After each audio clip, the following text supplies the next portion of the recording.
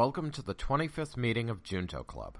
On this episode, Shu starts rough. He claims it's the 24th meeting and tries to reuse an old Benji quote before being called out. He recovers nicely, though, to lead our main topic, which is startup investing, a legalized form of gambling. The episode quickly devolves into us guessing at the likelihood of success for companies with products and services ranging from sex toys to software to milk. For any questions, comments, or if you'd like to rant on something important to you, email juntoclubpodcast@gmail.com. This is Junto Club.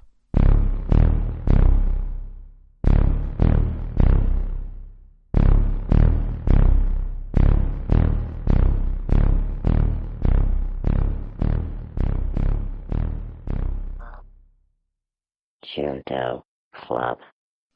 Welcome to the 24th meeting of the Junto Club, where we are inspired by the original Junto Club founded by Benjamin Franklin around 300 years ago to discuss topics including science, technology, politics, and business. So the goal is about learning. So the topic usually we talk about is something that we know nothing about and are not qualified to talk about. And the topic that we know nothing about for today is startup investing, aka gambling. So as usual, we are with us today on the eminent Dr. Michael Penanati and Dr. Matthew O'Brien. All right. So, in honor of, to start with, in honor of Independence Day last week, I want to ask you guys, did you celebrate the birthday of the second best country on earth? I don't know what the second best country is, but, I watched some fireworks for America. Okay. Yeah, I watched Macy's on TV. All right. I usually go to fireworks, but I didn't bother. That's good. All right. I thought you were going to add, I thought I would just give you a chance to ask me who is the first country. Oh, I know what you're going for, Shu. He's going to say Taiwan. Oh, damn. Exactly. All right. So, anyway, so that's a aside. So per usual, we'll start with a quote from Benjamin Franklin. And today's quote is, quote, "Nothing brings more pain than too much pleasure. Nothing more bondage than too much liberty." End quote. Did we do this one? I'm not sure. I feel like we've done this one. Do we? We may. All right, hold on. We can search all of our old ones. See if it comes up. My bad, then. Well, no, it's possible. Mike is right. Okay. This was meeting number 6. This exact quote. Shoot. Okay. All right, my bad. Let's do another one then. Do you have another one on hand? Yeah, I think so. From I don't have it here, but I think it's when someone befriended you, remember it. When you befriend someone, forget it. End quote. Okay. I feel like this is similar. I feel like there was a similar quote we did in the past where something to the effect of like, if someone's willing to do something for you, like you can trust them more than someone you've done a ton for. Mm-hmm. And I guess, so in this same vein, I guess it's like if someone's friendship you sought out, then there's like, you don't necessarily have an assurance about like their dedication to you because it's like you sought them out, whereas someone, I guess, who tried to befriend you, like you know that they're like, they're you remember it. Well, I mean, they're interested in being a part of your life. So it's like, it's easier to trust them to like, be a positive part of your life versus, someone who, like you may just be trying to like fit in their life and you may not. Got you. Okay. I don't know. I guess that was my immediate. Anything from you, Matt? I was thinking more or less the same, Someone who took the time and effort to befriend you is obviously much more interested in that relationship. So you could argue it's, more valuable. And it's not that you couldn't end up having a good thing with someone like you sought out, but you never know. Maybe they just tolerate you and don't even like you, but Yeah. So I think the key is, what does befriend mean? I would feel like befriending someone is making an attempt to go beyond just like being an associate, someone like maybe at somewhere, but like, oh, you're the guy I see at work or the gym or something, or person. And, why don't you want to go do something fun, right? Like we'll go bowling or to the movies or whatever. Yeah, that makes sense. I think, that's what immediately come to me when I read the quote. But I think when I try to find out what actually befriend mean, I think it means like doing favor, right? Doing something like for someone. So if you interpret it that way, it means that if someone did a favor for you, like did something for you, remember it. But if you did a favor like for someone else, forget it, basically, right? So then that means, like, for example, if you a lot of time you did a favor for someone and then someone did not return a favor, you became bitter. And I said, hey, I did this for you. You almost like just, you don't return anything, not even a thanks or anything, right? So you became bitter. So basically, I think what he says is that if you did something for someone, right, forget it. Forget about it, right? So don't expect anything in return or anything. But if someone did something for you, you just remember it. That way in the future, maybe you can return a favor or do something for them as well. I think that's, at least in the end, I think that made more sense to me based on the quote. But I like that. Yeah. All right. I agree. Sounds good. Okay. All right. So speaking, I guess transition to, is that another smaller topic that Mac? Oh, Did you post it? Yeah, I had put this. Have you heard about? I can see that because you like to poke jabs in China. Communist Party. Lying flat. It's a new social movement that China's trying to crack down on. What was the social movement? Hold on, they had a name for it. Yeah, it's called lay flat.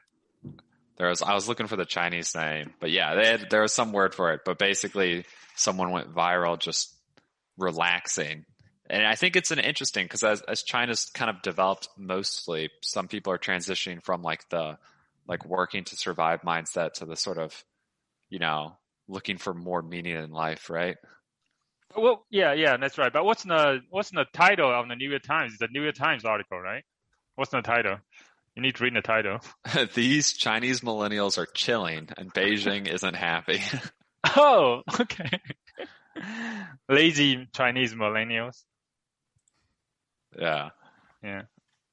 Was it Tang Ping? How do you say that properly, Shu? Tan Ping. That means lying flat, basically. Yeah, Tan means lying down, and a flat. Ping means flat. That's what it is. Yeah. So why don't you explain the story a bit more? Like, why did you want to? I just thought it was funny. We don't need to talk about it too much, but basically, some guy just got fed up with his job, and he just did it. Right? He's just like, I'm gonna quit, live on as little money as I can, and just relax. And then he, kind of made some social media about it with pictures and stuff, and it started to go viral. So then other people started to copy him, lying flat. So he's got pictures of himself going to places and literally just laying down, but it's more metaphorically lying flat. He's looking for, some of these people are looking for jobs. They might work, but they're looking for work that's got the least amount of time to commit to get just enough money to live, right? So they're not trying to be hyper productive, earn as much money as possible, accumulate wealth as much as possible. They're just, they're valuing their time and experiences first. Yeah, and China doesn't like it. Yeah, I was surprised the Chinese government is cracking it down. Censor on the articles, the posts, social media posts. That's interesting. Yeah, which is good. I mean, I guess it's almost like a first world problem now, right? People used to survival now. When the second generation is just being lazy. That's how they've made it. Yeah, the next generation becomes just lazy because they were just given everything. Well. So I feel like this is approved. UBI doesn't work, right? So if you, you got it. Debunked. I'm done. Yeah, can you see that? I mean, if you're trying to do that, everybody's gonna go lie flat, Maybe it's proof that UBI is important because these people are doing important things for society, and they should have enough money to survive, Yeah. so they can, spread their gospel of lying Yeah. flat. Anyway, if anybody like this movement, I recommend you should read 4 Hour Work Week, a classical. It's my favorite book. So by Tim Ferriss. All right, you'll have to discuss that one day. But for today, we should move on to startup investing. Mm-hmm. All right. Oh, before we go investing, have you heard Nancy Pelosi got a controversial thing that his husband or something, his family just basically bought a lot of option stocks on these big techs like Google, Amazon before they do the antitrust hearing thing, something like that. Oh, I hadn't seen anything about that because I just saw that Biden released their big antitrust bill today. Oh yeah. I think it's this week or last week there was people were just saying that this things Nancy Pelosi or these politicians using inside information to make trades and making a lot of money. So we'll have to see. Yeah, I don't think she did. I don't think she used inside information, but of course the appearance, right, is what matters, right, in politics. So yeah, I know people in FDA are not allowed to invest in stocks anyway, but I was surprised that actually these politicians are actually able to do that. Yeah, I think they're in general able to, but in theory, if they know specific info, I think they're still not supposed to do that. I don't know the rules exactly. Well, also, you said it was her. You said it was her family that invested. Yeah, his husband, right? But pretty close, right? Yeah. Yeah. Well, I mean, there's that. Her husband, I mean, yeah. Yeah, well, there's the big controversy before COVID, the Senate or whatever got briefed, and the Georgia senator and, one of the other senators, dumped, millions of dollars in stocks before, the huge crash in March. Yeah, Kelly Loeffler, right? Yeah. So, and then nothing happened. That's perfect textbook insider trading, right? Yeah. But yeah, so, I mean, I don't know. It's a hard thing because it's if you heard something that was pretty definitive, it's I feel like it would be hard not to try to use that. But yeah, it's conflict, right? It's conflict of interest, right? Right. The main thing is it ethical to do that? Partial politicians is in charge of policies, especially when policies for whether you want to break up big tech, right? If you want to break up big tech, if the decisions coming out, maybe going there, you might, sell all your stocks and I don't know, buy shorts and just, because you are your policy directly impact the market, right? So.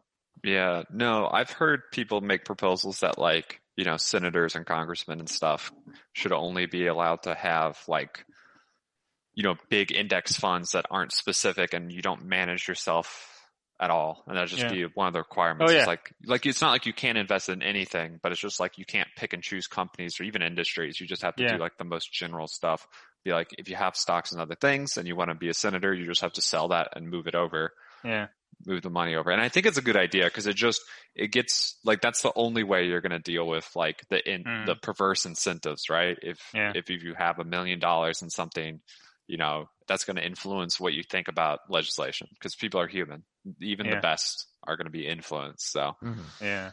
But good luck getting the Senate to pass that bill for themselves. Yeah. Anyway. Indexing investing is the best way to go for anybody. And I guess I would recommend then to also do startup investing. I don't know if that gets rid of the perverse incentives, but because startup investing in the beginning, right, when the startup is very small, right, your policy doesn't really impact that in that early stage, right? So anyway, all right, so let's go into startup investing then. So what do you guys know about startup investing? I know there's venture capitalists who yeah, as you said, basically gamble money. This is my understanding. They gamble money at places and hope it turns into the, 1 in 1,000 that gets returns 100 to 1 on your investment. But I don't know much else besides that. Mike? Yeah, well, I mean, I was gonna make a joke, and basically in the same vein as Matt. Oh no, in basically the same vein as Matt. But I mean, I just know like a lot of startups will go through like sort of the angel investing period, which is like basically like their family and friends who have money, like give them enough money to like make some like some minimal product or usable product that they can then like test or in theory pitch to like other people. Yeah. And that's I guess where maybe the venture capitalists and like external investors would come in, and you go through like a series A, B, C like funding phases and try to like garner money from like larger investors, like making relationships with like different like industry people you may need to make relationships with to make your like product or company viable. And and I would say family friends is not really angel investing. You could call them angels, but angel investor they are basically like individuals with a lot of money, and then they just invest in different startups in the beginning, right? They just write checks for them. And family friends are whoever like in your network you can get money from your grandma, grandpa, and stuff like that, right? So those are family and friends. Angel investors are anybody like you're not related to who has money, and then and the venture capital, of course, is almost like a firm organization, right? They have a lot of money from other rich people, and then they basically almost like money manager, right? Manage this money and then put it in startups, right? Yeah. So here's an important point that I want to see if this is correct, Shu. So from what I can tell, it looks like most of these don't ever intend to be profitable. Rather, they simply want to get enough investment to make themselves look successful and get the next wave of investment and just keep the pyramid scheme going, as long as possible. And then, until it crashes. Yeah, I would say some startups, the goal is just to raise money, right? So you need to kind of distinguish between this kind of startup and then some startup that actually try to build something that is useful to people, right? And then, you are right. A lot in startup world, how they measure success is whether you raise. A lot of times you see like if you like I don't know, like a lot of news release, this company raised this much money. I think a lot of founders, a lot of people try to build company, they focus too much on fundraising. They use that as a metric, like as a success, right? Even sometimes if you raise like maybe $100 million or $10 million, sometimes people try to say, "Oh, this is success already," and then they kind of lose their way afterwards. So some companies are like that, but not all companies are like that. Yeah. But you are right about it. Yeah, I think that's one of the criticisms. Yeah. So some company could be Ponzi schemes, right? So that's why I call this, startup investing is gambling. That's So as you're right, startups basically, what makes gambling super risky is because I think 9 out of 10 startups fails, right? 90% of the startups fail, right? But on the other side, that's the downside. The other side, if you hit one like Airbnb or Uber in the early days, like when they have when they had a value, like maybe when they first start fundraising, they were valued at like $300 million, and now they are like $1 billion company, right? So that means your return is like 100,000 times, right? So that's what you are aiming for, right? So even if you put like $100 into different company, you might lose your company on 49, like 9 of the companies. But if you have one that give you 100 times, even just 10 times, you got your money back already, right? But if you're 100 times, you are good, right? You're making like double your money, right? So stuff like that. So anyway, so that's why I think the upside is high, the downside actually limited, right? So the upside is almost like is exponential. The downside is you know how much you're gonna lose, but you don't know how much you're gonna gain, right? So this sounds just like buying call options where they say infinite potential profit and you have a hard limit on how much you can lose. yeah. And I will remind you that the roulette table at a casino also has infinite potential profit with a limited amount of money you can lose. Yeah. Anyway, that's why that's why I still call it gambling, right? So anyway, but why do I don't want to convince you guys to do stock investing, but what I like about stock investing that I guess the main thing is that nowadays you cannot really rent out. Now you cannot get rich by renting out your time. Basically, you really need to own something, right? You can either start your own company or invest in other company, or get stocks in that company. So basically, you need to own some equity. And then I would say one thing I like about stock investing versus investing in stocks is that stock investing, once you invest it in a company, right? You basically leave it and forget it, right? You cannot take the money out for the next 5 or 10 years or something like that, right? So you don't really, once you put money, you almost forget about it already, right? Maybe in 10 years later, they say, oh, you lose all your money, or 5 years later, you lose all your money. But when in the stock market, you actually track you have a chance to see your stock go up and down every day. And this is very emotionally very draining. So if you're not emotionally strong enough to take the hit, right? You might, you're gonna get heart attack pretty soon, basically, right? So I like the fact that you can just leave it and forget about it. It doesn't matter. Yeah, you can treat that. Okay, you flush your money down the drain, the toilet and stuff like that. So yeah, and then hope it shoots back out with 10 times as much later. In a few years. Exactly.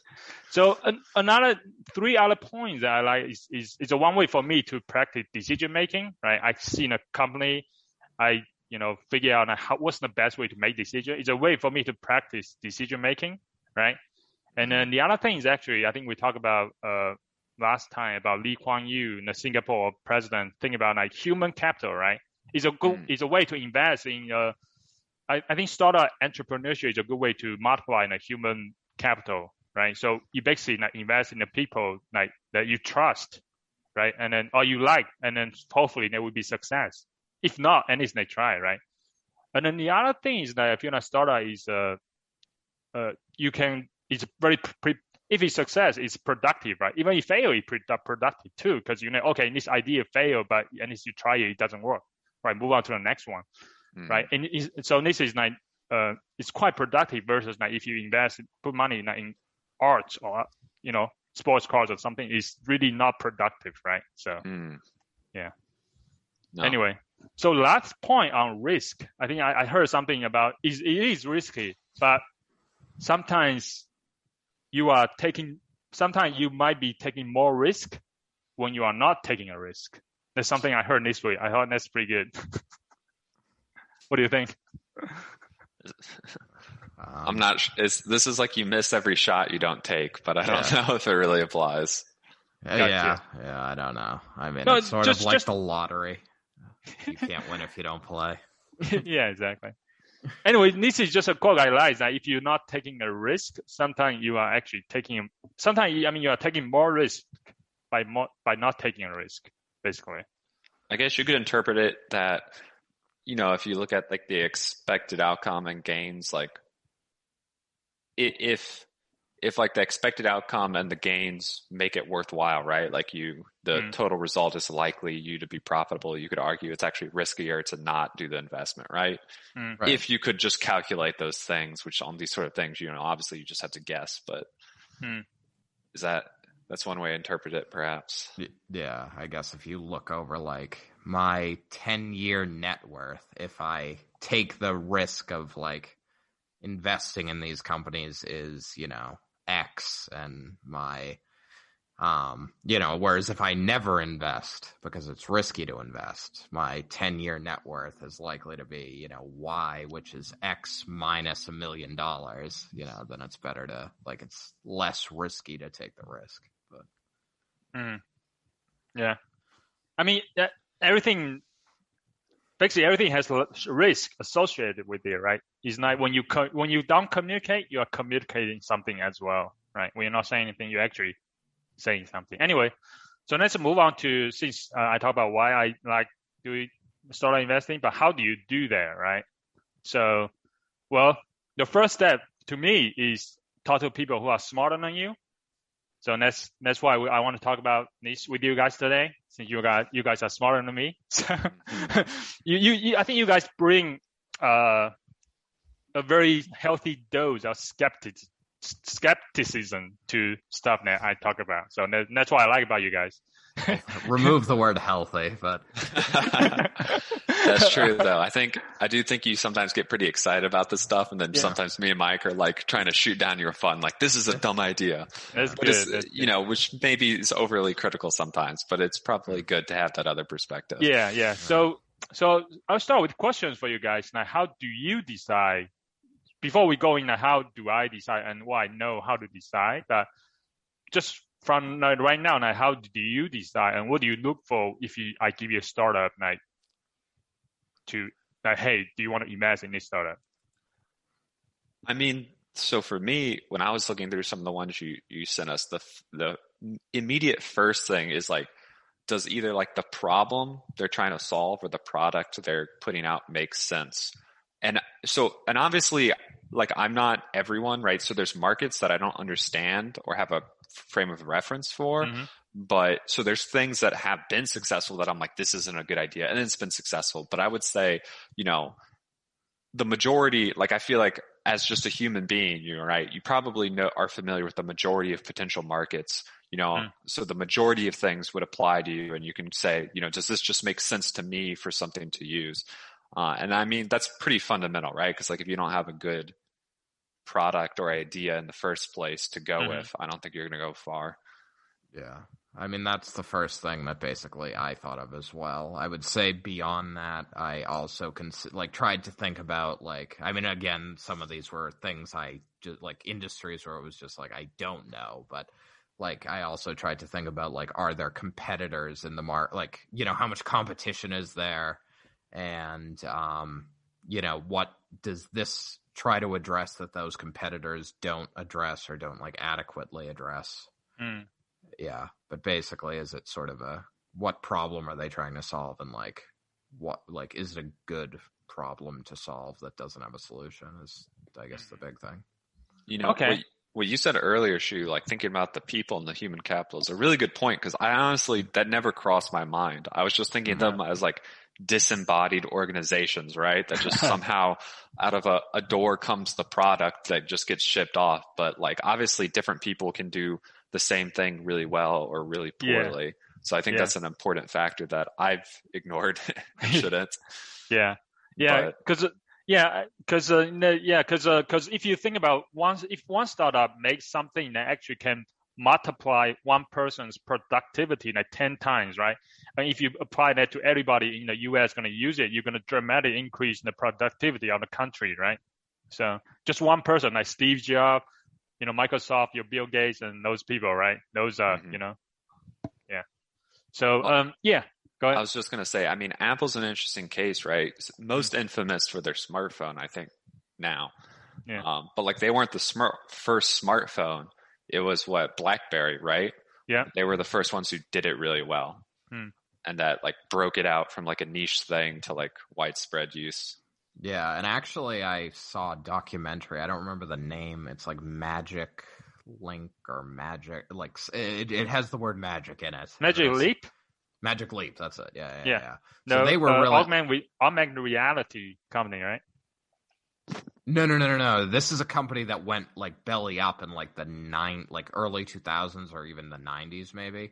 Oh, okay. We're talking they about were they were developing the smartphone, the first smartphone essentially. And it's they essentially it was at a time where there just literally was not the network, there was not the infrastructure to have something like that. But it's a lot of the people who were at that company went on to be a very important people at Google and Apple, when iPhone and Android happened. So. So that's a very good point, and that's coming to a second thing I want to talk about with you guys tonight. So a lot of debate in people in investing is when you evaluate a startup, is what is more important, the idea, right? The team or timing, right? What do you think?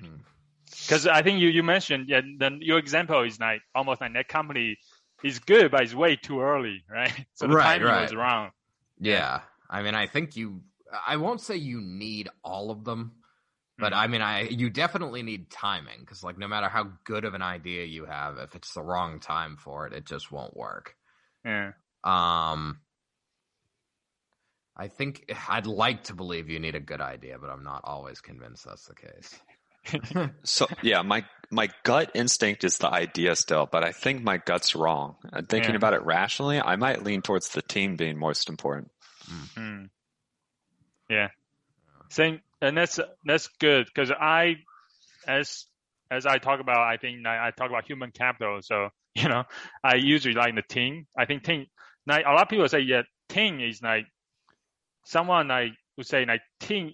A startup only fails when the founders and the team gives up, right? Because even if the idea is bad in the beginning, usually they actually pivot. Sometimes they change one idea to another, right? Like Slack, it was in the beginning. They were actually doing a game. It's a game company, and then but nobody somehow the game did not really get traction, and then the company was failing, and then they look at the company and say, oh yeah, this is we actually build a communication app within for the company for everybody to use, and that is Slack. So then they just turn that into using their remaining money, basically turn that idea to turn that into a more useful like product. So yeah, the story of Slack. I didn't know. Yeah. So idea can change. So I'll say also there's another saying is that you always want to bet on the jockey instead of the horse, right?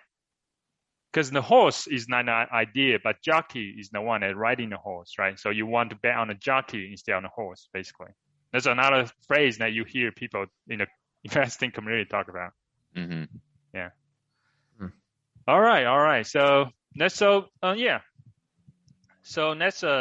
go. So I think I sent you guys a few companies from Republic.co. So it's a crowdfunding platform. You actually right now has I think about 80 startups are raising money on there right now, where you can invest as little as not as little for me, but you can invest like $100 into the company, right? So so for non-accredited investors. So anyway, first company I want to talk about is so I want to go to the example to see how you guys think about these companies, and then how I think about it. It basically is almost instead of giving you a lecture on how to invest, I think I like to do is go through examples and then walk through is almost like an exercise, and then talk about whether you want to invest or not. Hopefully we can learn something from the exercise. All right. First company is Nora DiCarlo, right? Mike and Matt, did you guys look at the company? A little. Yes. All right, Mike, do you want to introduce the company for us? Well, I mean, it seems to be a company that's just getting into the sex toy industry, specifically targeted toward women. What do you mean? Sex toys is not? I thought they are always targeted for women. What do you mean? Well, not necessarily, but I guess I'm sure they're the largest consumers. But yeah, no, I mean, there's. Are you talking about there's not a lot of sex toys for guys? I mean, what do you mean? There are sex toys for men. Oh, okay. I guess I'm pretty ignorant of it. All right, sure. You can Google that later. Yeah, off air. Yeah, exactly. All right. So yeah, so basically, I guess the idea is I mean, to be honest, yeah, I don't know. It's sex toys by women for women. It seems honestly, their big push is essentially that they want to be there's not brand recognition in the sex toy industry. And their thing is they want to have that brand recognition, by bringing in a famous, I mean, she's a model. I don't remember what her position is within the company, but part owner. Yeah, okay, part owner, like so, but it's basically like Who's the actress? Cara D whatever. She was a Victoria's Secret model for a long time. I don't even know what movie she's been in. Mommy, right? With Tom Cruise. Oh, okay. So yeah, but yeah, so I guess it's more about the branding than. I didn't necessarily see anything in the technology that was like they're like, oh, it's gonna like mirror human touch, but I assume like the big players in the space are already doing things like that, so I didn't know what made this different than like, you know, what made this different than any other sex toy company on the planet, other than like they branded it like differently as like we have this star power and it's by women for women type thing. Yeah. Yeah. So. Did you look at one of the products? I feel like I haven't seen it before, like the Osei or something. Anyway, did you check out the products? No, I have no idea what the products are. I mean, I assume they're the typical products. No, there's one product that's like, you know, usually the sex toy is just like almost like a, what do you call that? The dildo, right? And this one, I think they make another one that's almost like curved. You can do your, I don't know. Yeah, those exist. Okay. I guess I'm pretty ignorant of this. Yeah, Matt, go ahead. Matt, you have any comments on it? No, so, you know, my gut instinct was, I think, probably what Michael was alluding to. It's like, this seems like a crowded market. You know, what are they really doing differently? But, you know, maybe they can come in with a brand that is able to just, you know, I guess just kind of be the cool, you know, device, like the one people want, rather than just like a random anonymous one that you buy off Amazon, right? I don't know. It's an open question. It's weird though, because like in other areas, I think it'd be more likely to be like for a good brand to work, right? Because like part of what makes like people who invest in Apple products heavily, right? Part of it is like not prestige exactly, but they want to show, like it's like showing off, flexing, right? They have the new iPhone and they go around and, you know, they see it, right? It's kind of like you can show off that, you know, you're this Apple person, right? Like people like displaying that they've done that. But when it comes to these sort of toys, I don't think people are going to want to display or talk about them nearly as much. So I don't know if like having a brand recognition sort of based brand is as, I don't know if it makes as much sense in this market. That doesn't mean it couldn't work, but I don't think it will be as good as, say, the cell phone market. Right. Yeah, and I would say that's one of the goal is to make people okay to talk about it, right? Instead of hiding it, you know, take it out, right? So branding, so basically you want to empower women to basically, of course, you know, a lot of companies try to do that, right? Try to make it sound, I guess, more missionarily. Basically, yeah, they were talking about, you know, they want to, you know, more like empower women to basically, I guess, sexual wellness, right? So it's like almost like it's okay to, you know, there's no need to hide this, right? You can just talk about it publicly, right? So. Yeah, but I'm not convinced. I'm just not convinced because, like, I mean, their argument, of course, would be like, oh, you know, sex is fine for men to talk about and da da da da da, you know, whatever.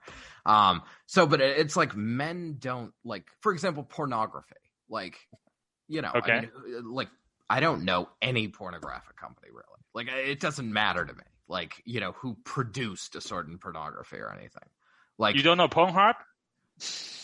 That's a site that brings in videos. It's not who produces them or anything like that. I mean, it's like, so, I mean, it's like, I don't, like, I mean, I just don't know that they're, like, I mean, I think Matt made a great point, like, who's just, like, no matter how comfortable people are, like, with sexuality and sex and their own sexuality and all this, it's like, is it really going to be, like, you know, something that they're bragging, like, you know, it's like, is it going to be something they're bringing out at I mean, literally, like, intimacy is the word, right? Like, you know, sex and intimacy are, like, very, like, intimately linked.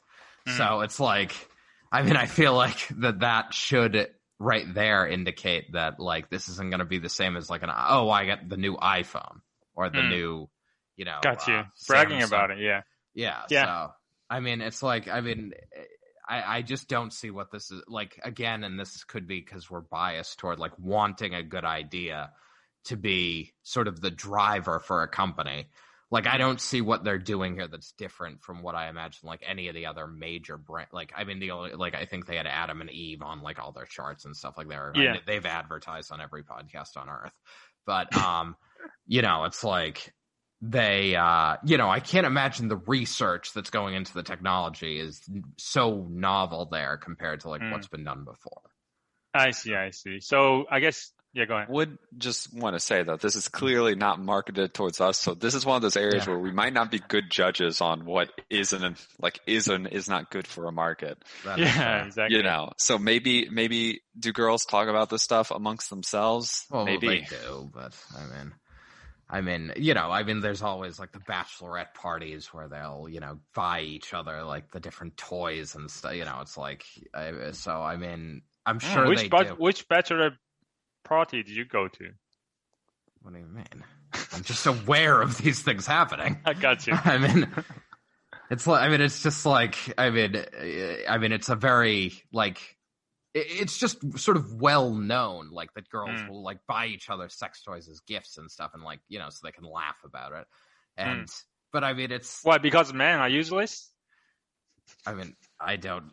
Maybe, but the point is like that I just the sex industry is like massive already. And the page you sent us for this company, it was literally just like repeatedly was just like, we're a different brand. And it's like, so I just like, so a different brand to me means I don't know what makes the product different. Gotcha. It's just a different packaging. Yeah. I would say, so in summary, I guess you see the product is almost like it's very competitive market already, crowded market. So you're not sure how much they're gonna market share and they're gonna gain, and doesn't look like they are solving a very meaningful, I guess not meaningful, more like a problem. Because the problem is already being addressed by other companies too, right? Anyway, the market and also. What else? I think that's pretty much it, right? Main thing is competition, right? That's your main point. Yeah. I think it's a crowded market, and does their repackaging like provide enough of an advantage to like claim a large portion of the market? I'll say our brand. I think branding actually is very. I would say is very. What do you call that? Big. Could have a big potential because like Apple, right? That you can see that people trust. If you're a brand, is people trust. I would say one of the things they do say that is Laura DiCarlo is the CEO, right? And then she actually, that's her namesake company. And then also I think she pointed out it's crowded market, but not these markets are usually created by men, right? These companies, the sex toy companies, most of them are created by men. Very few of them are created by women for women, right? So I think, in this day and age, I think a lot of actually women might, if they see that, they might trust it more, right? If it's something that's created by women as well. So, sure. That's a potential, but I think I do see your point. Adam and Eve and the other competitors, could be easily made a similar product, right? Right. Well, that's exactly it. So, and I think I was just going to say that I think goes to Matt's point, which is the big one. Like, we aren't going to be the ones to know if branding matters in this particular space. Yeah. Yeah, I would say they also partner with the Oregon State University's robotics program, like student to do research on the robotic, like to simulate human touch on these sex toys. So there's a potential there, robotics. Yeah, well, but again, this is like how far advanced. Like, yes, if they came out with like a fully functional sex bot, that's like leaps and bounds ahead of what exists. But it's like they're obvious. Like, I can confidently say, and I think you'll agree, like we're not at that stage of technology yet. So it's like, I wonder how much like when they say incorporate human like touch, like how far down that road can they possibly really get? All right. So we talk about the product and idea, right? So I think what I like about is of course, I like the founders, right? And then she seemed to be very capable. And then I like the mission, to empower women. And then also now the team seems very capable, right? The team looks very capable. Why? Because you can look at the numbers. In first year, they go from zero revenue. Like last year, 2020, they launched in like January of 2020, right? Right before the pandemic. And they were able to make $7.5 million of product. So that was pretty good. I mean, a lot of startups don't make like 10K or 100K first year. They were able to do 7.5. That means they are very capable, right? And then, they are shipping products to like 350 retail stores worldwide right now. And then, and then I think they also have a very good actress, right? And the supermodel, Cara, what's her name? Delevingne. Yeah. So I think she's pretty young. So I think she can reach a lot of followings, right? Followers. So yeah. So I think those and the teams, I like the team. I think the team is really good. And timing, I think it's pretty good timing with the Me Too movement, all the stuff coming in. So it's potentially pretty good. So yeah, but as you say, there's a danger of this company just became more like a commodity product, right? You can replace one with another, right? So there's no point of distinction between the other products, basically. If you became a commodity, well, then people really don't, But anyway, but if they have a good brand that people trust, there's a potential. So, yeah. So, yeah. And this, I think I have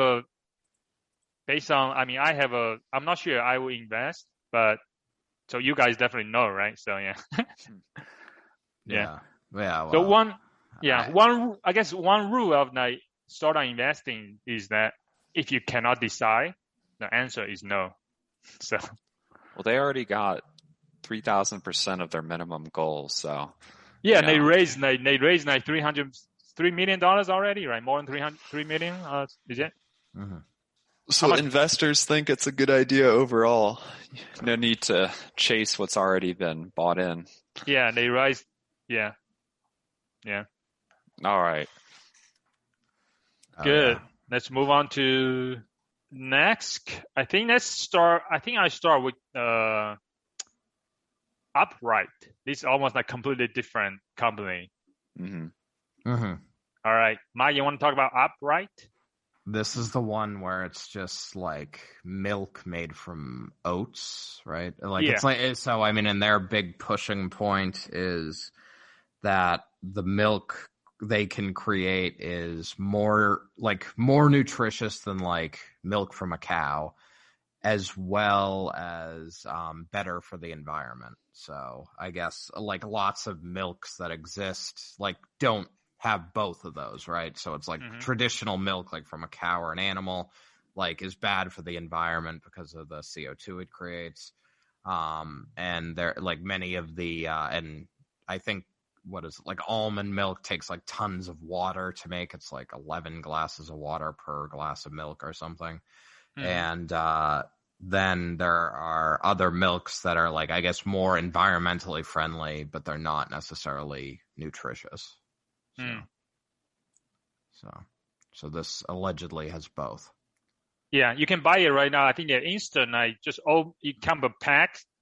Basically, it's better than other milk because it has a lot of protein in there as well. And that's what they say. 8 grams of protein. It's basically comes in a pack powder, right? You just add water basically, and you can drink it. Right? What do you think, Matt? So I like it offhand. I think they got they have a lot of good things on paper, right? Like, being able to say it's eco-friendly, healthier. And honestly, if it's like, if you're selling a powder milk that's probably relatively cheap to transport and store and stuff, you could see it being good profit margins on it. There's just one thing that concerns me. Overall, I like it. It's probably one of my favorites, and that could be because it appeals towards things I like. Like I do meal replacement shakes sometimes, and this, kind of hits a similar niche. The only problem is I've tried oat milk before, not this brand, and it was bad. What did you try? I don't remember. I just grabbed a normal bottle of oat milk once, like a liquid one already. And it did not taste good. Okay. So that would be my only concern is I would like to taste their instant oat milk, see what it tastes like. Because you can talk about something being healthy and eco-friendly. And I mean, there is that alone can get you a market in food, but like the biggest market for food is definitely things people actually enjoy consuming, right? Like, interesting. What's oat milk? Okay? So the taste. I assuming they have tried to make it. I think they did mention and they tried to make it taste good. So I'm assuming they tested themselves as well. So yeah. So I would say for me, I guess I like the company. I like the founders as well. They are MBA, right, from Yale. Looks very capable, right? Actually, I do have something maybe bias against MBAs because I feel like to do a startup, you almost need to get your hands dirty. I'm not sure MBAs would be that, right? Because if you are hungry, right, I feel like MBA might not be as hungry as other people, but they do have on paper they do look like a very good team. I think one thing the concerning is that they don't have revenue yet, right? Have zero revenue because they haven't sold anything yet, and the point to raise is to maybe manufacture it. So, I mean, I also like if they really believe in an idea, right? They should, bootstrap, right? They basically get money from either invest their own money or get money from friends or family, and then once they do that, once they have have revenue, I think you can tell a better story. Right. So right now I don't know why they decided to do it right before they, have any revenue. Right. So then that's a little bit concerning because they are not believing. To me, it doesn't look like they're believing enough to put their own money in there. Right. So, but not just me because I'm a little bit biased toward bootstrap companies. Right. So, yeah. So. No, I mean, I had two questions. Like, basically, the only two things I wrote down about this company was, does it taste good and how much will it cost? $15 per pack. I think it's give you 10 servings, maybe something like that.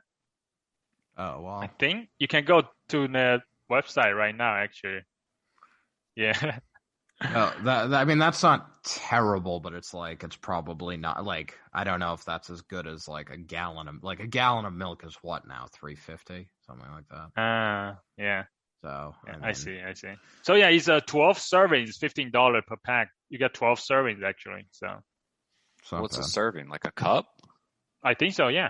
I don't know. That's less than a gallon, right? Yeah, probably. Oh, okay. All right then. So yeah. Anyway, I just double checked. There's 16 cups in a gallon. So if it's $15 for 12 cups of product, that is pricey. As you say, it's better than cow milk, right? Environmental, all the other stuff.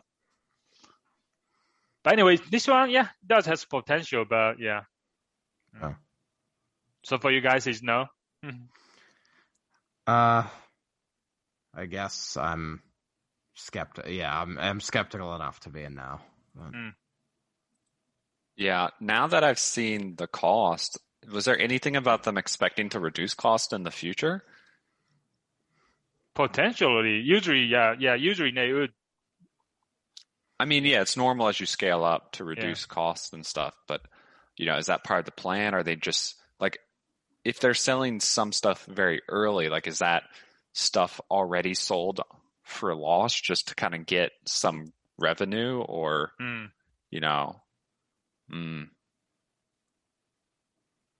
Yeah. Anyway, so that's good. Let's move on to the next one. Okay. Let's talk about Oracle Health. What do you think? Oh, this is right up Mike's alley. Yeah. Yeah, no. I mean, I guess I didn't. Can you explain the company a little bit? Yeah, okay. So Oracle Health is they have not a wearable device. I guess it's a simple, pretty simply implantable device that measures heart sounds, ECG, and has an accelerometer built in. Mm-hmm. And the idea is to use that sensor to track heart failure, heart failure patient health, right, over time. Mm-hmm. So, yeah. So I guess that's basically what they're looking at. But I mean, I had sort of a lot of questions. Like, I mean, anytime you get into something implantable, it's like, what's the potential for like infection? Like, what's the like level of discomfort? Like, what are the chances it needs to be replaced? Like, so, yeah. and They do make it very easy you can just, instead of going to do surgery, you can actually go to an office and they can just inject it into almost under your skin, right? Mm-hmm. Right near your heart, chest, basically, in your chest, but it's not going to be inside your organ, but it's almost just underneath your skin slightly, right? That way they can monitor your heartbeat and all the other stuff to monitor any potential heart failures, right? So prevention, stuff like that. Yeah. I mean, but do they have studies with this particular device that show it's better than like, I mean, there's like clinical grade, like patches people can wear on their chests for like, weeks at a time, and they give good enough results. Yeah. I don't see any comparison. They did publish some papers now. They might have to do some comparison, but I did not really go into all these. They didn't read their papers, right? But I'm assuming so. But they are in like almost like do preclinical testing right now with 25 like heart failure patients. So then they're planning to do the clinical testing stage right now. Yeah, I mean, I guess that's why it's hard. Like, that's why it's very hard to start a company like that's targeting like the health field or the,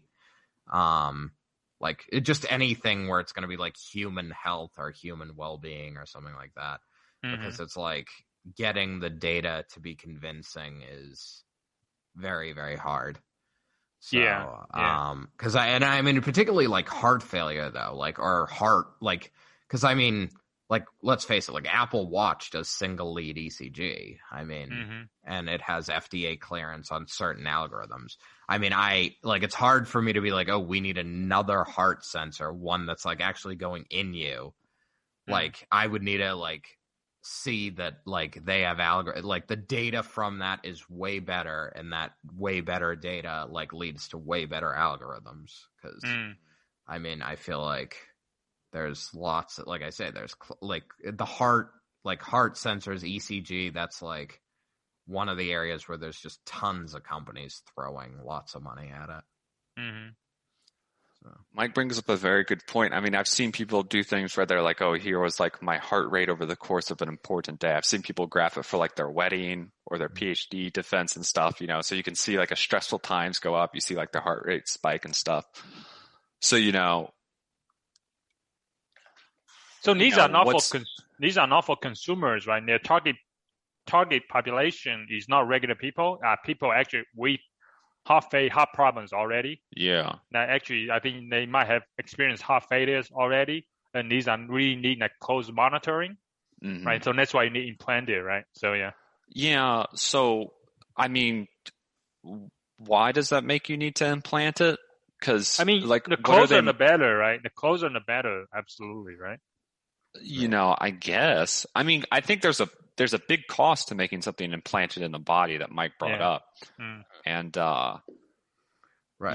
does this bring enough benefit over small wearables to justify the cost in terms of, having to have a procedure, having to be, go through all of the testing to confirm that it's safe to put into people and things like that. Right. Well, that's the thing.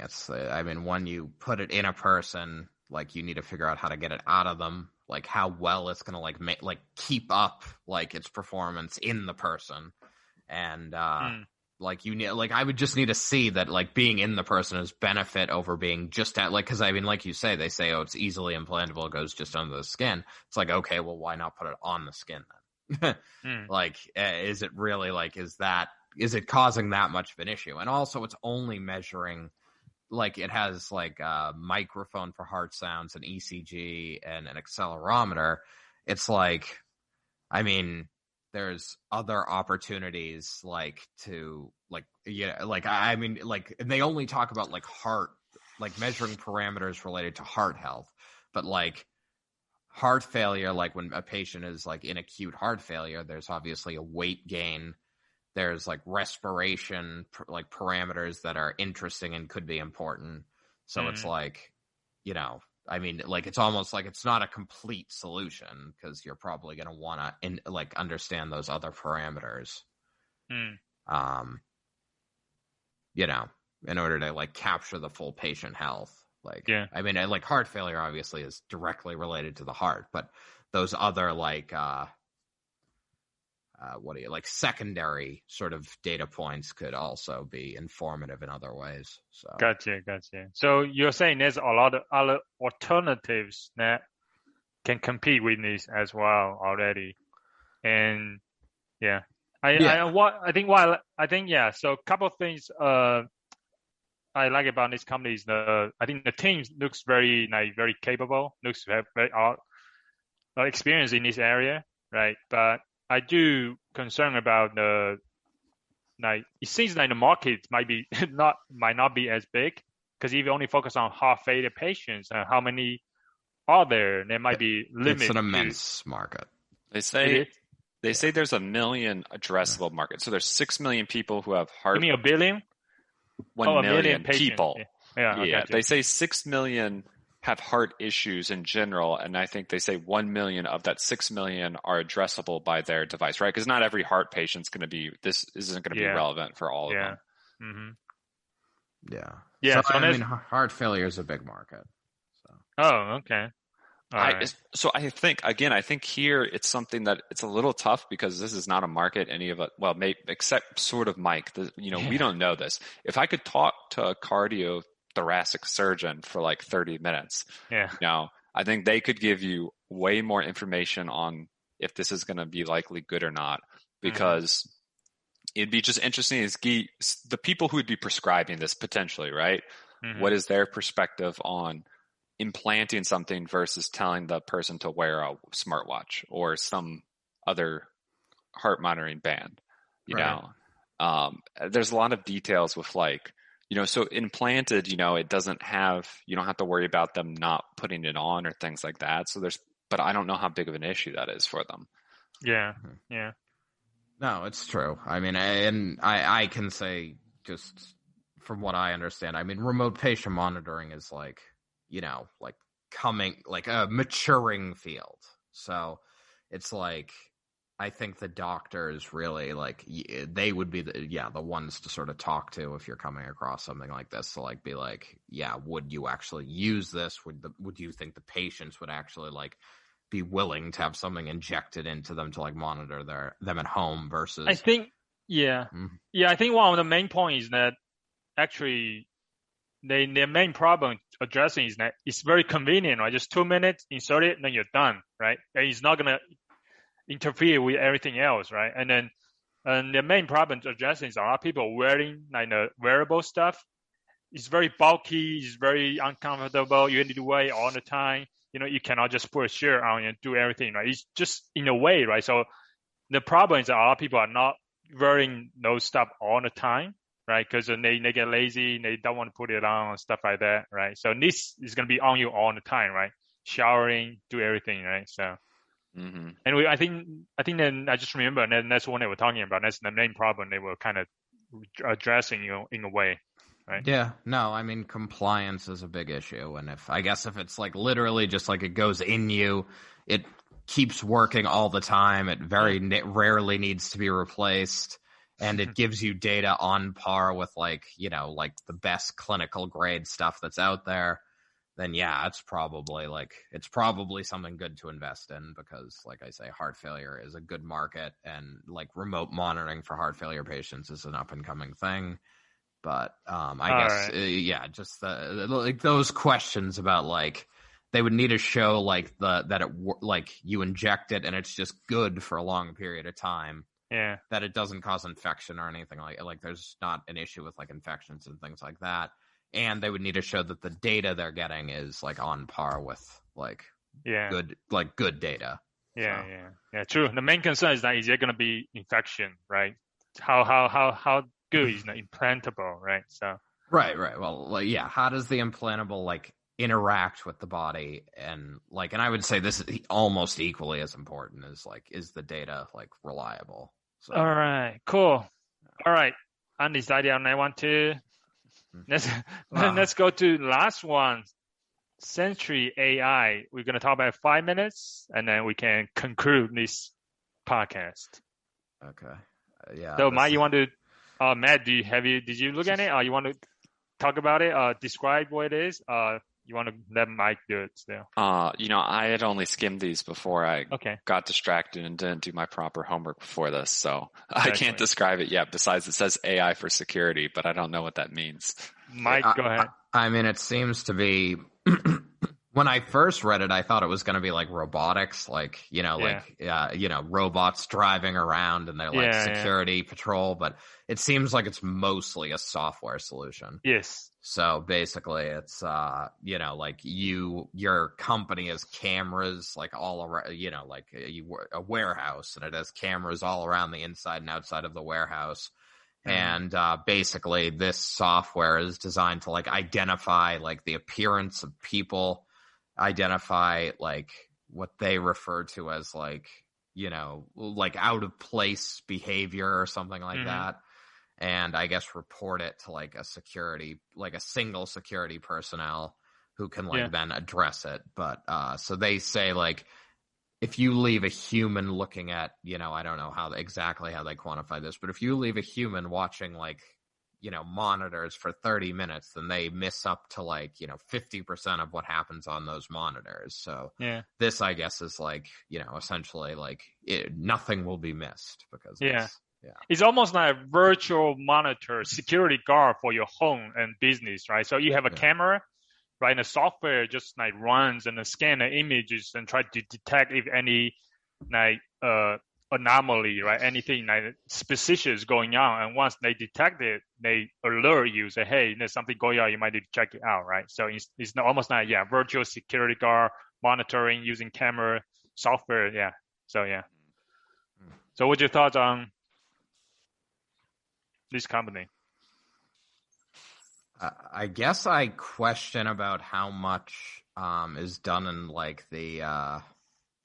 how much this company is working with individual businesses, and how much personalization there would be, because I feel there's I can go to OpenCV and incorporate face identification in a video stream. And what do you mean by personalization? Personalization to your population, or personalization to your company need?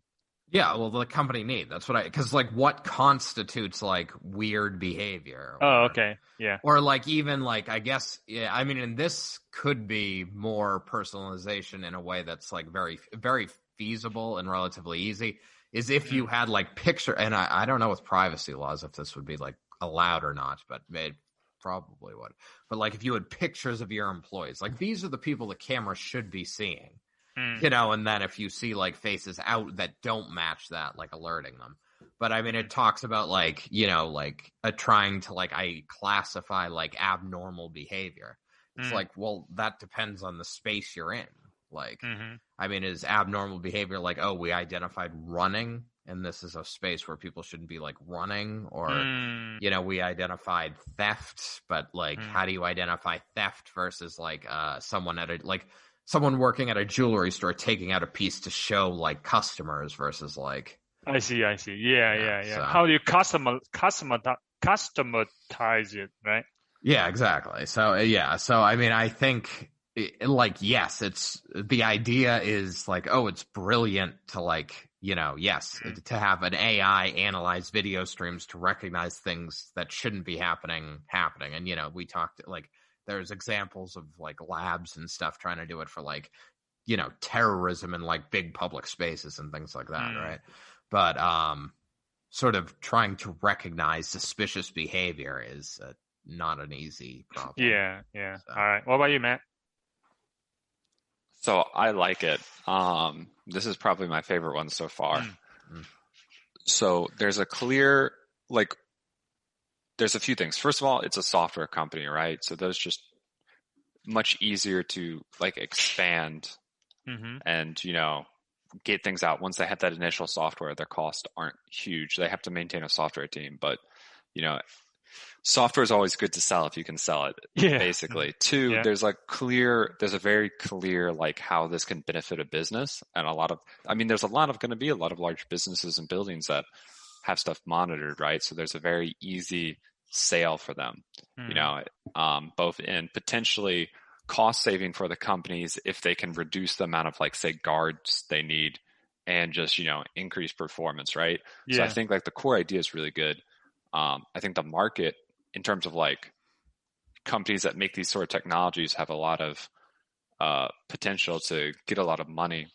Yeah. And Mike brought up some good points, but so at least they say there's some stuff about continuous learning or, self-optimization as they run. Right. And I think a big question would be, like, how do they integrate it with the business? Because it shouldn't just be a plug and play, like, here, I put my camera feed up to this website and you give me an alert, right? There should be some customization options for users to be like, oh, at this time, there shouldn't be anyone in here, or, or there's people doing this sort of thing. And if it's something else, then it looks weird. I think there's potential if it's set up well to, like, let people integrate those sort of things so you can kind of guide it to help know, like, oh, at this time in this place, what is and is not okay. If it gives an alert, right, we think there may be something suspicious. If they're actually continuing to learn online where someone can be like, no, that's fine, then potentially they're constantly getting new training samples. And that's another thing, right? Like, all their customers are constantly giving them new data, which is really good for, like, a company that's selling, a machine learning algorithm and AI. Ooh, they can make their product better over time too. Yeah. So the only question I have is the competition in the market, because they talk about some of them. They, like, mention them and they say theirs is better, but it wasn't a lot of details about why. So, like, I think the company and idea sounds great. Yeah. What I would want to look at more is other companies, and then what Shu talked about earlier, like the team, like who are the engineers behind this? Do they seem like they got a good team to make this? Because this is definitely, like, if they make the best product, like this, there's going to be a product. Let me say it like this. This sort of product is going to be a big business. I would guarantee it. But are they the company that makes it big is the question. Like, it's not like powdered oat milk where I'm like, I don't know, maybe not. It's a big thing, right? Like, this is going to be money. For other people to enter as well. Yeah. That's my opinion. That's good. All right. I think that's pretty good. I think I like this company too, especially software. You can, like, there's one thing about software, you can make it, just code it once, and then you just sell it all the time. You don't need adding another capital to scale it, right? So it's very easy to scale. So All right. I think the time for today is up. Yeah, for Mike. So Mike need to go in 3 minutes. So I think that's pretty good conclusion, I guess. Let's conclude it for now. With so the second rule. So first one, if you cannot decide, the answer is no. The second one, I would say, only invest from other people. The advice is only invest in technology, right? Like, that's why maybe oat milk might not be a good idea, right? Because technology have very easy to scale up. Basically, it's just like the Century AI we talk about. So anyway. So if starting, I guess, just focus on technologies first. Yeah. All right, Mike, should we? Yeah, I can. Do you have any other thoughts we need to quickly mention before we go? I don't think so. I mean, I don't know if we have a topic for next week yet. We can talk about it later. Hold on. What we gotta do is we gotta come back in 6 months. So I picked my favorite. What was your favorite, Mike and Shu? Real quick, just which was your favorite? Mine was, I'll say, Century AI. That's a tough one. I mean, I think Oracle Health has. I don't know if 6 months is enough time for it. But. All right, we got to come back in a year and see. All right, Shu, real quick, last thing. Which would you pick out of these? Anything about sex, I like. So sex toys. All right. In a year, we're going to come back and see where these companies are at. Write it Laura down. DiCaro, yes. Okay. We'll see who's grew the most, who would have gotten rich on investing, and who wouldn't. All right. Sounds good. All right. See you next time. See you next time. We are no longer live. Junto Club.